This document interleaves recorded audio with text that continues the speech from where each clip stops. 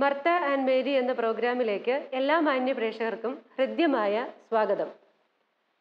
മോൺസഞ്ഞൂർ CJ വർക്കിയച്ചനാൽ സ്ഥാപിതമായ MSMI സഭയിലെ Kristujyoti പ്രൊവിൻസിലെ vice പ്രൊവിൻഷ്യലും സാമൂഹ്യ ആരോഗ്യ രംഗത്ത് തൻ്റെതായ വ്യക്തിമുദ്ര പതിപ്പിച്ച സിസ്റ്റർ ഇന്നസെൻ്റ് ആണ് ഇന്ന് നമ്മോടൊപ്പം ഉള്ളത്.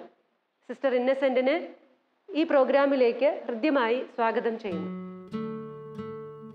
അയ്യങ്കനാൽ ജോസഫ് ഏലിയാമ്മ ദമ്പതികളുടെ ഏക മകളായ സിസ്റ്റർ ഇന്നസെന്റ് മോൺസിഞ്ഞോർ വർക്കിയച്ചനാൽ സ്ഥാപിതമായ MSMI സഭയിൽ ചേർന്ന് ഒരു മിഷണറിയായി ഗൂഡല്ലൂരിലും വയനാട്ടിലും തന്റെ പ്രവർത്തനങ്ങൾ വ്യാപിപ്പിച്ചു.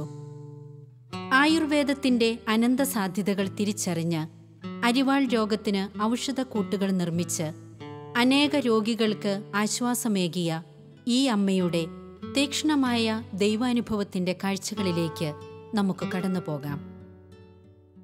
സിസ്റ്റർ, നമ്മൾ ഗൂഡല്ലൂർ പ്രവർത്തന മേഖലയിൽ ആ കാലയളവിൽ ശരിക്കും കുടിയിറക്ക പ്രശ്നങ്ങൾ ഉണ്ടായിരുന്ന സമയമാണല്ലോ. ആ സമയത്ത് എങ്ങനെയാണ് സിസ്റ്റർ അതിനെല്ലാം അതിജീവിച്ച് അവിടെ ഇതുപോലെ പ്രവർത്തിച്ചത് ഒരു നല്ല മിഷണറിയായിട്ട് പ്രവർത്തിച്ചതെന്ന് പറഞ്ഞാൽ, അവിടെ ഇപ്പം ഒന്ന് ഗവൺമെൻറ്റിനെതിരായിട്ടുള്ളൊരു സമരമാണല്ലോ നയിക്കേണ്ടി വരുന്നത്. അങ്ങനെ വന്നപ്പോൾ അത് വലിയൊരു പ്രശ്നം തന്നെയായിരുന്നു. കാരണം നമുക്ക് ഇല്ല. പിന്നെ വേറൊരു വലിയ പ്രശ്നം അഭിമുഖീകരിച്ചത് എന്താണെന്ന് ചോദിച്ചാൽ, ഈ കുടിയിറക്കിനെ ചില പാർട്ടിക്കാർ എതിർക്കുന്നുണ്ടായിരുന്നു. അവിടെയുള്ള ഇത് അല്ല, കുടിയിറക്കിനെയല്ല, അത് കുടിയിറക്കിനെതിരായി പ്രവർത്തിക്കുന്ന നമ്മളെ. അപ്പോൾ ഡൽഹിയിൽ ചെന്ന് ആദ്യമൊക്കെ ഒരു 3 കുടിയിറക്കിന് ഞാൻ പ്രവർത്തിച്ചത് എന്നാന്ന് വെച്ചാൽ, എല്ലായിടത്തും അരിയും തുണിയും ഒക്കെ മരുന്നും കളക്ട് ചെയ്ത് കുടിയിറക്ക് മേഖലയെ കൊണ്ട് കൊടുക്കുക എന്നുള്ളതാണ്. 4ാമത്തെ കുടിയിറക്ക് 81 വരുന്നത്, 81, 82. ആ കാലഘട്ടത്തിലായപ്പോഴത്തേക്കും ആദ്യമൊക്കെ രൂപതകളിൽ നിന്ന് പണം തരും, ആ പൈസ കൊണ്ട് കൊടുക്കുമ്പം സ്റ്റേ കിട്ടുമായിരുന്നു. 3 എണ്ണം അങ്ങനെ കിട്ടി. ഞാൻ 4ാമത്തെ ആയപ്പോഴത്തേക്കും രൂപതയ്ക്കും പറ്റാതായി. അപ്പോൾ എന്താ ചെയ്യണം? അപ്പോൾ ഈ ജോയി കൊച്ചുപാറ, പിന്നെ MSTയിലെ ഒരച്ഛനും ബത്തേരി രൂപതയിലെ ഫാദർ പോളും, ഇവർ രണ്ടുമാണ് അന്നത്തെ ആ പ്രദേശത്തെ വികാരിമാർ, 2 രൂപതയിലെ ഓരോ. അപ്പോൾ അവരോർത്ത് നിന്നാൽ പിന്നെ വേറെ എവിടെയെങ്കിലും. അപ്പോൾ നമ്മുടെ ഒരു വക്കീലുണ്ട്, ചെറിയാൻ വക്കീൽ, അദ്ദേഹത്തെയും കൂടി ഡൽഹി പോയിട്ട് അഡ്വക്കേറ്റിനെ കണ്ട് സ്റ്റേ വാങ്ങി. കുടിയിറക്കിനെതിരായിട്ട് പ്രവർത്തിക്കാനും അവിടുത്തെ സോഷ്യൽ വർക്കിനുമായിട്ട് അഭിമന്യ തൂങ്കുഴി പിതാവ് പുത്തൂർ വയലിൽ ഇടവകയുടെ അച്ഛൻ താമസിക്കുന്ന ആ ചെറിയ കെട്ടിടവും പള്ളി സ്ഥലവും എല്ലാം കൂടെ തന്നു. അവിടെ സ്വതന്ത്രമായി ചെയ്യാൻ പറഞ്ഞു. 8 സ്ഥലത്ത് പോകണം, 8 MCHും കാര്യങ്ങളും എല്ലാം ആയിട്ട്. അതിൻ്റെ ഇടയ്ക്ക് കുടിയിറക്കിന് സംഘടിപ്പിക്കണം. ഇങ്ങനെ വന്നപ്പോൾ ഞാൻ 81 മെയ്യിലേക്ക് അവിടെ മാറി.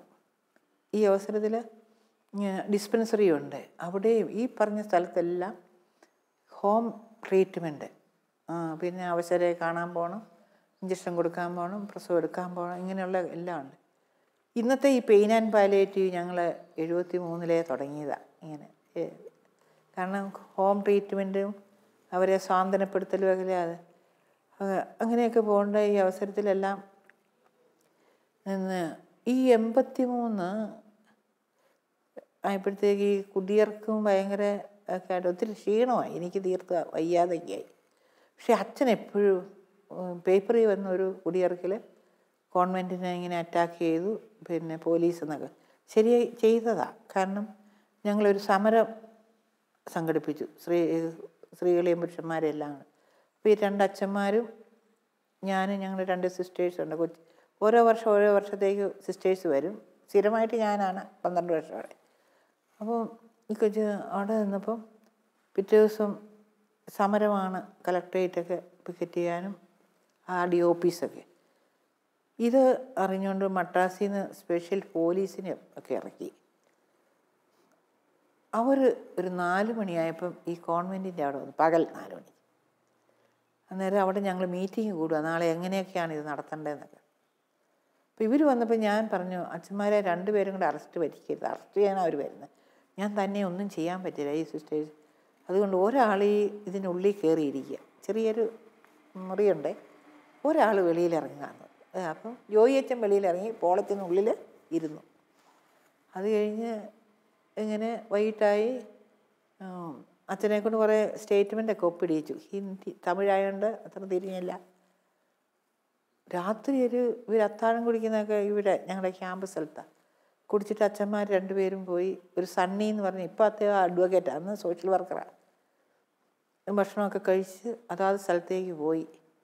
അവരങ്ങ് ഇറങ്ങിയ പാടെ ഒരാൾ വന്ന് പറഞ്ഞു, അവിടെയുള്ള അച്ഛന്മാരെ വെടിവെക്കാൻ ഗവൺമെൻറ് ഓർഡറുണ്ട്, ജനങ്ങളെ വയലൻ്റ് ആക്കുന്നുണ്ട് ഇവർ എന്ന്, സിസ്റ്ററിനെയും ബാധിക്കും എന്ന് പറഞ്ഞു. സിസ്റ്ററിനെ അത് ബാധിക്കും, എന്തെങ്കിലും കേസിൽ കൊടുക്കും, സൂക്ഷിച്ച് നിന്നോണമെന്ന് നമ്മുടെ ഒരാൾ വന്നു പറഞ്ഞു. അവരെ എന്നെ വെടിവെക്കുന്നൊന്നും പറഞ്ഞില്ല, സിസ്റ്ററിനെ ഇത് ബാധിക്കും എന്ന് മാത്രം. അപ്പോൾ എന്നിട്ട് അത് കേട്ടുമ്പോൾ വലിയ സീരിയസ് അല്ലേ, ഇവരെ വല്ലതും ചെയ്യുമല്ലോ എന്ന് പറഞ്ഞുകൊണ്ട് ഉടനെ ഒരു വലിയ വണ്ടി നിറയെ പോലീസ് വന്നു.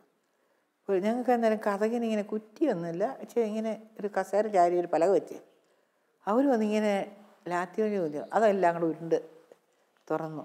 എന്നിട്ട് പറഞ്ഞ് ഇറങ്ങി വരാൻ പറഞ്ഞു. അപ്പോഴത്തേക്ക് ഞങ്ങൾ 2-3 സ്റ്റേജ് വേറെ കുറേ പേരുണ്ട് കേട്ടോ, ലേഡീസും അവരൊക്കെ ആയിട്ട്, എല്ലാവരും ഒരു കുടുംബം പോലെയാണ്. അപ്പം ഞാൻ പറഞ്ഞു എങ്ങനെ ഇറങ്ങി വനിതാ പോലീസ് ഉണ്ടോയെന്ന് ചോദിച്ചു, അറിയാവുന്ന പോലെയൊക്കെ. അപ്പം അതല്ല, നിങ്ങൾ വേഗം ഇറങ്ങി വരണം എന്ന് പറഞ്ഞു. ഇവർ ആണുങ്ങൾ മാത്രമേ ഉള്ളൂ. അപ്പം ഞാൻ പറഞ്ഞു അങ്ങനെ ഇറങ്ങി വരാൻ പറ്റിയാൽ എന്താ നിങ്ങളുടെ ആവശ്യം എന്ന് ചോദിച്ചു. ഫാദർ 2 പേരുണ്ട്, അവർ 2 പേരെ നിങ്ങൾ വന്ന് കാണിച്ചു തരണം ഞങ്ങളുടെ കൂടെ വന്നിട്ട് എന്നോട്. ഞാൻ പറഞ്ഞു ഫാദറിനെ കാണിക്കാൻ എനിക്ക് പറ്റില്ല, അവരുടെ സ്ഥലങ്ങൾ പറയാമെന്ന്. വന്ന് പോളച്ചൻ ഇന്ന പള്ളിയിൽ, ജോയിച്ചി ഇന്ന സ്ഥലത്ത് ആണ് ഉള്ളത്. അപ്പം ഈ പോളച്ചൻ അന്നേരം പള്ളിയിൽ പോയില്ല, ഒരിടത്ത് ഒളിവിലിരിക്കുക, സമരം ചെയ്തിട്ടേ അറസ്റ്റ് വരിക്കുകയുള്ളൂ എന്ന് തീരുമാനിച്ചു.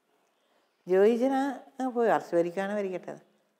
അപ്പോഴത്തേക്ക് ഈ കൊച്ചു സ്റ്റേജ് പറഞ്ഞു ഏതായാലും വെടിവെക്കുകയല്ലേ അവരെ, അതുകൊണ്ട് ഞങ്ങൾ ഓടിച്ചെന്ന് അവരോട് ഓടാൻ പറയാം. അപ്പോൾ വഴി ചോദിച്ചപ്പോൾ ഞാൻ വളഞ്ഞ വഴി പറഞ്ഞു കൊടുത്തു, ടൗണിൽ ചെന്നിട്ട് ഇങ്ങോട്ടാണ്. ഇതിനകത്ത് തന്നെ ആ സ്ഥലത്തുള്ളവരുണ്ടെന്നേ ഈ പാർട്ടിക്കാരുടെയൊക്കെ, അതൊന്നും നമുക്കറിയില്ലല്ലോ. അവരാ കുറുക്ക് വഴിക്കു ഈ വലിയ പോലീസ് വണ്ടിയൊക്കെ കയറി, ഇവർ മല കയറി അങ്ങ് ചെന്നപ്പോഴത്തേക്കും പോലീസ് വണ്ടി, ഇവർ അന്നേരം അവിടെ സിമിത്തേരി 2-3-4 കല്ലറകളുണ്ട്. അതിങ്ങനെ വൈറ്റ് വാഷ് ചെയ്ത മാർബിളൊന്നും വന്നില്ലല്ലോ. ഇവർ വെള്ള ഉടുപ്പായിരുന്നു. ഇവർ 2 പേരും ആ സിമിത്തേരി കമന്നങ്ങ് കടന്നു.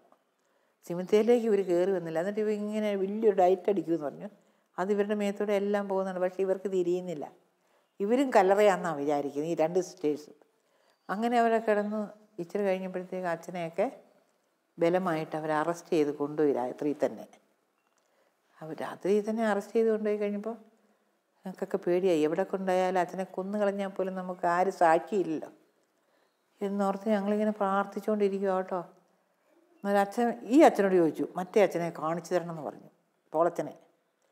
അന്നേരം ഈ അച്ഛനൊരു ഒരു ദൈവമായ തോന്നൽ,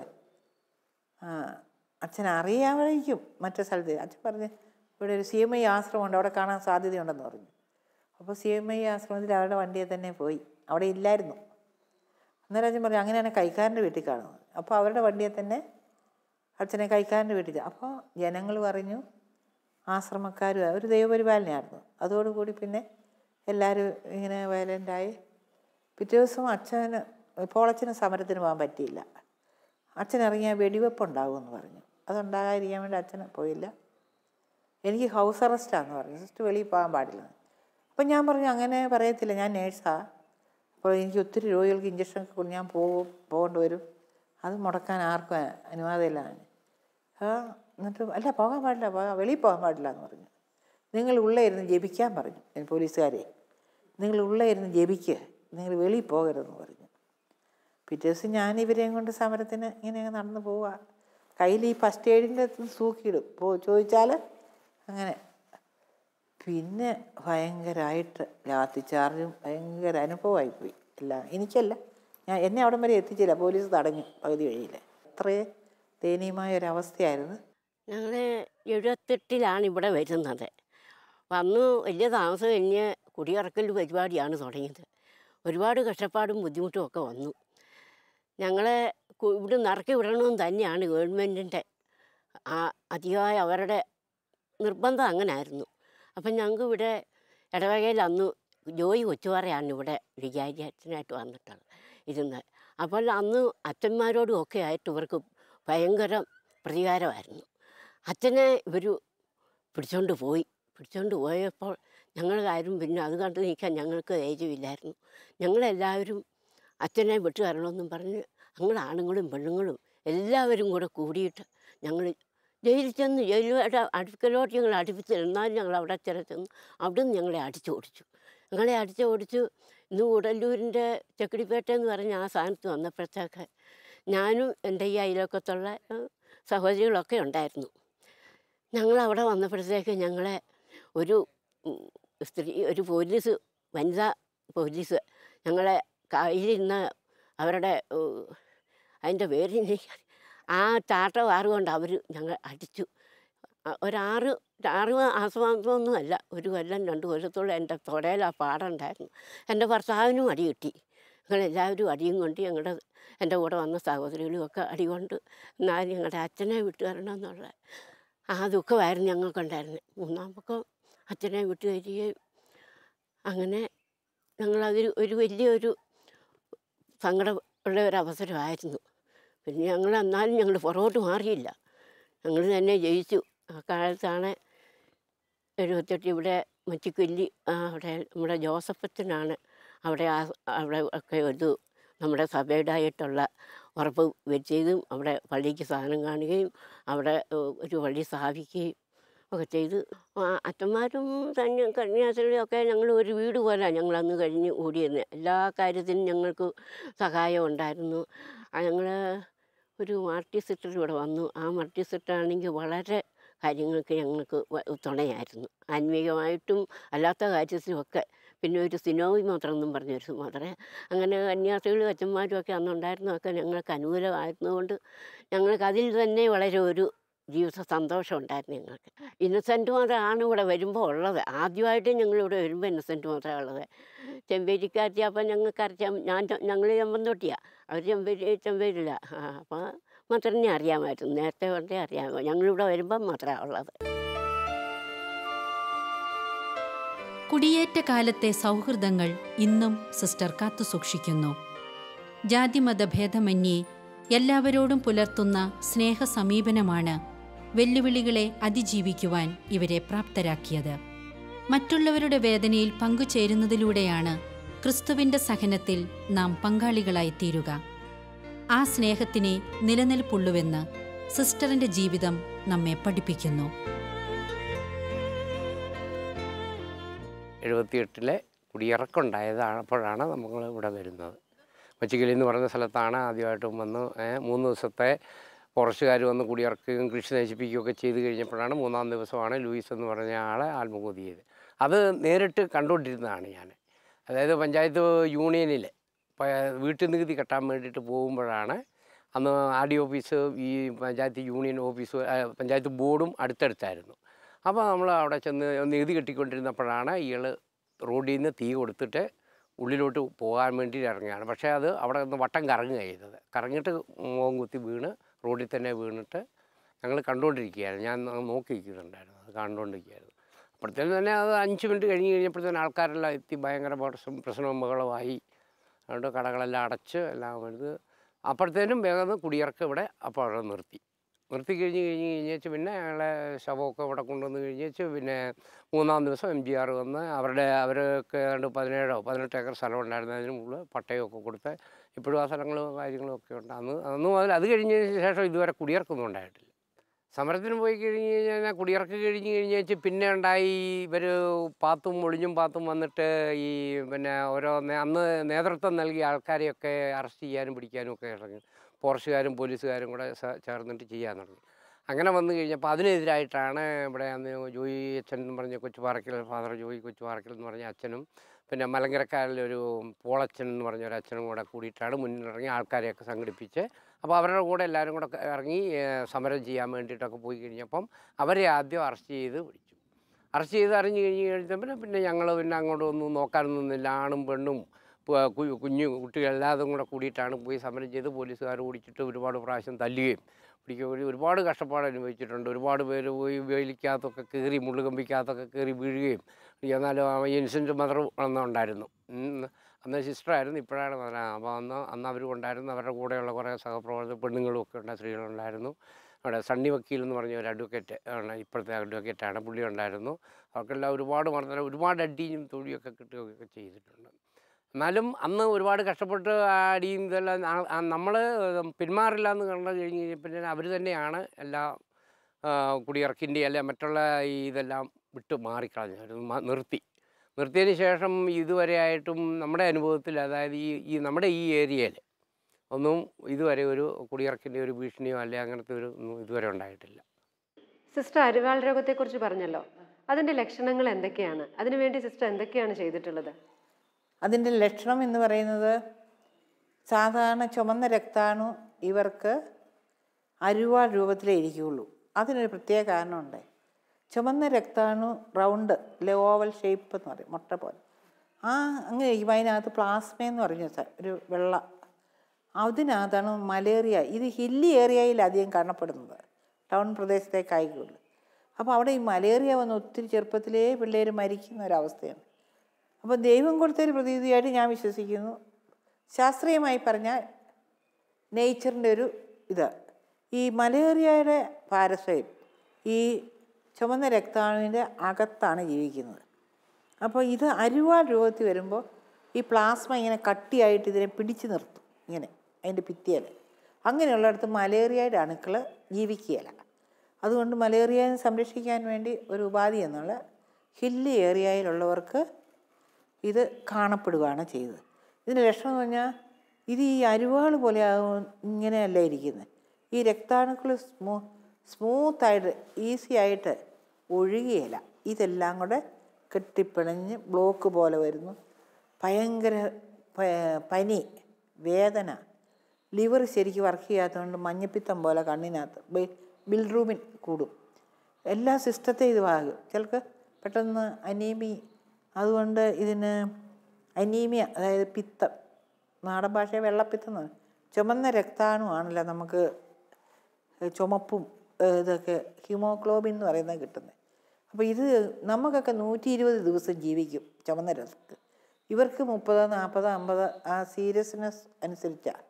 അങ്ങനെ വരുമ്പോൾ അതനുസരിച്ച് ഇവർക്ക് RBC ഉണ്ടാകണ്ടേ. ഈ പെട്ടെന്ന് നമുക്ക് 120 ഉള്ളത് ഇവർക്ക് 30, 40 ആയ പറ്റിയല്ല. അപ്പം ഞാൻ ഇവരെ പഠിച്ചത് ആദ്യം അതിൻ്റെ തിയറി പഠിച്ചു, ലാബ് പഠിച്ചപ്പോൾ. പിന്നെ ഇവരെ കണ്ട് ചികിത്സകൾ കൊടുക്കാൻ തുടങ്ങിക്കഴിഞ്ഞ് പിന്നെ അന്ന് ഇവർ 81 വയസ്സ് വരെയും ജീവിച്ച ആൾക്കാരുണ്ട്. ഞാൻ ലാബിൽ ടെസ്റ്റ് ചെയ്തു. എനിക്ക് ചെറിയൊരു ലാബും മൈക്രോസ്കോപ്പും ഒക്കെ ഉണ്ടായിരുന്നു.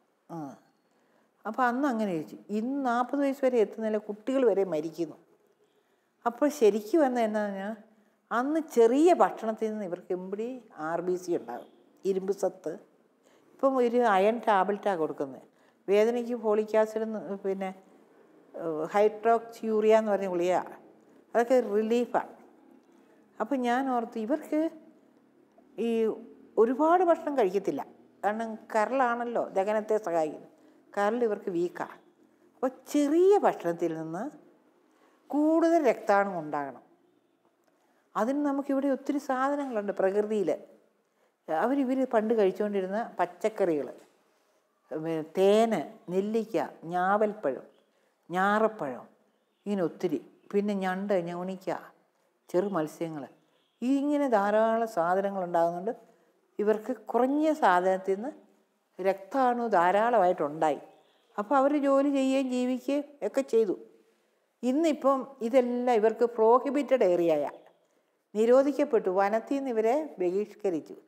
ഇപ്പം സർക്കാർ കൊടുക്കുന്ന റേഷൻ ഫ്രീയാണ്. പിന്നെ ഇച്ചിരി പയറും ഒക്കെ കൊടുക്കും, അത് എനർജിക്കാണ്. കാർബോഹൈഡ്രേറ്റൊക്കെ പ്രോട്ടീൻ എന്ന് പറഞ്ഞാൽ ഇച്ചിരി ഊര് കിട്ടുമെന്നേ ഉള്ളൂ.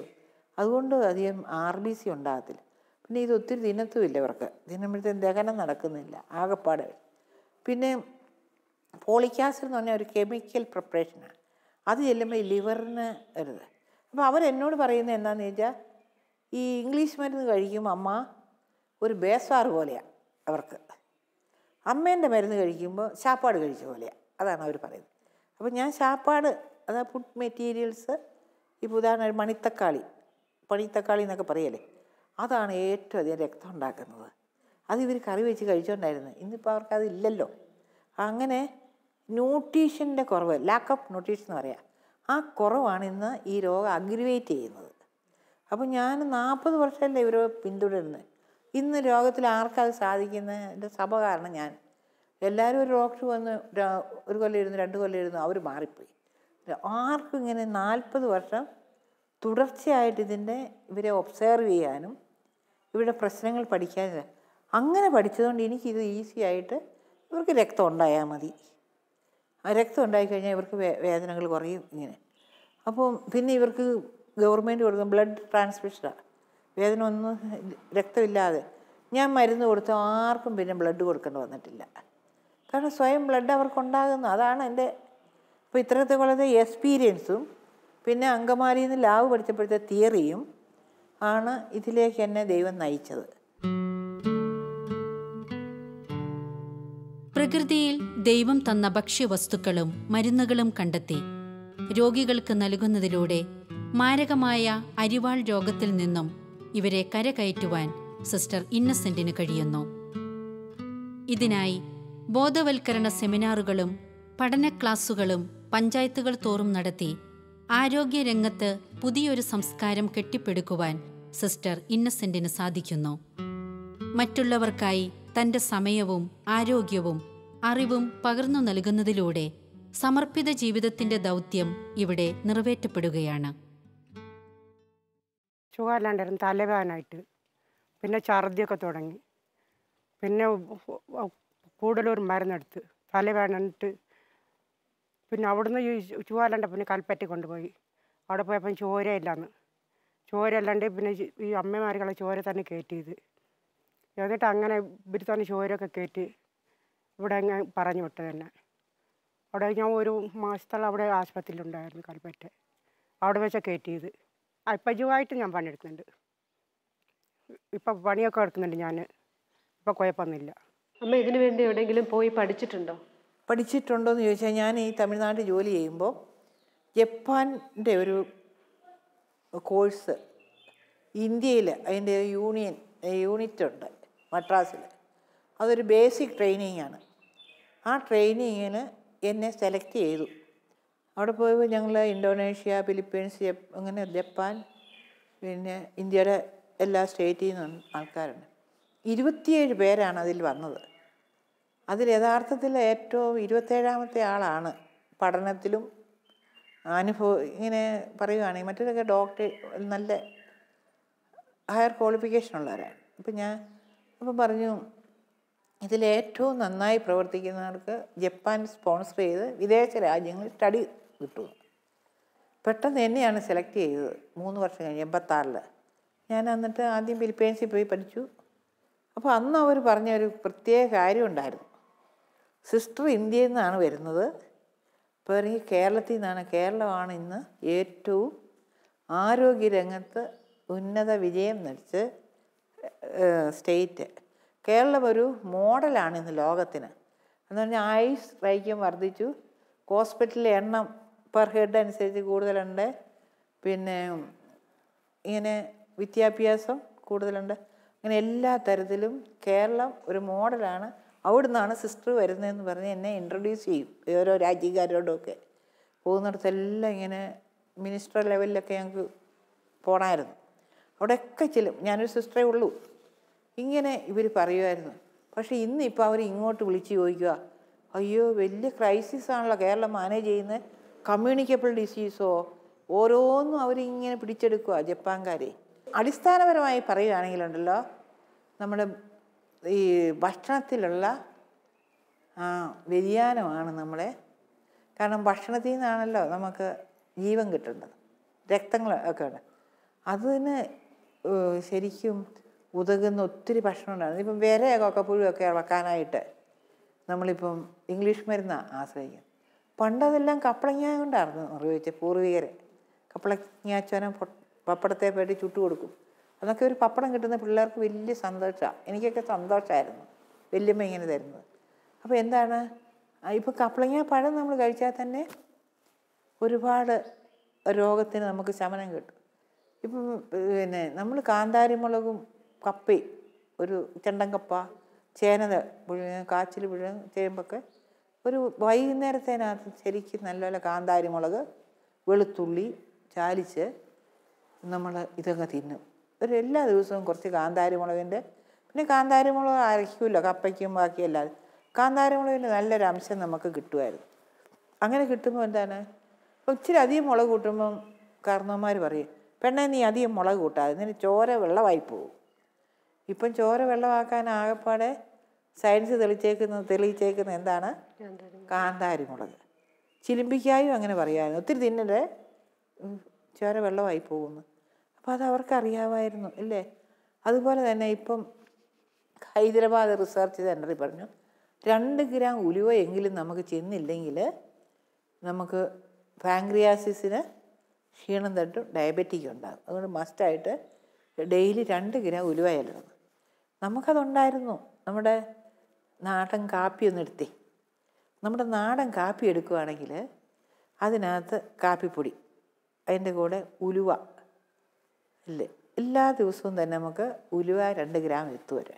രാവിലെ അതിൽ ചുക്ക്, ഇച്ചിരി കുരുമുളക്, ഇച്ചിരി മല്ലി, ജീരകം, ഇതെല്ലാം കൂടെ ചേർത്താണ് നമ്മുടെ കാപ്പി. അപ്പോൾ അത് തന്നെ ഒരു സയൻറ്റിഫിക്കാണ്. എന്താണെന്ന് പറഞ്ഞാൽ എല്ലാ ദിവസവും ഉലുവ ചെല്ലുന്നു, ചുക്ക് കഫത്തെ കുറയ്ക്കും.